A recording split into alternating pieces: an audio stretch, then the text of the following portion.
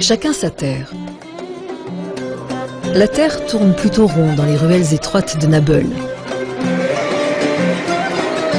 Le souk résonne du pas des nombreux visiteurs qui s'y pressent, mais dès que l'on s'écarte un peu des allées commerçantes et que l'on pénètre les faubourgs de la ville, le calme reprend ses droits et la terre devient un matériau précieux que les potiers de Nabeul ont appris depuis longtemps à transformer en or.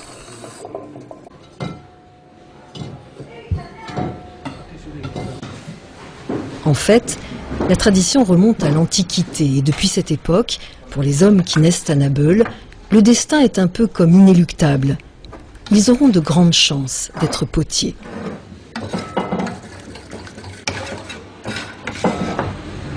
Et mon travail, il y a beaucoup de gens qui travaillent comme ça. Il y a 15 ans.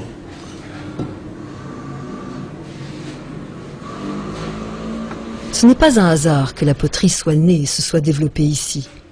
À l'époque où les Romains avaient fondé Carthage, un gros trafic maritime s'exerçait entre les côtes tunisiennes et Rome, et il fallait notamment beaucoup de récipients pour transporter les denrées alimentaires et le vin. Je travaille beaucoup. Il ne faut pas c'est un pièce, c'est tout.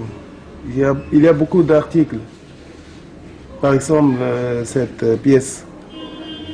C'est travail dur. Hein. Elle est chargée. Il reste beaucoup de temps. Désormais, chaque atelier possède son propre style et les motifs employés sont comme une signature.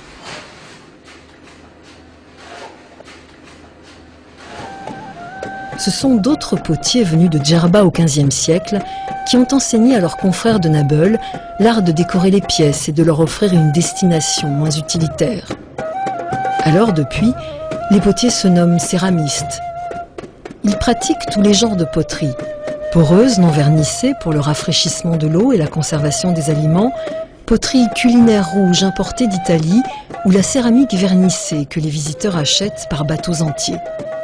Il se murmure aussi que c'est grâce aux récipients qui la contiennent que la cuisine est meilleure que dans le reste du pays. La terre de Nabeul, en fait, est un peu comme une oasis de richesse en plein cœur du Cap Bon.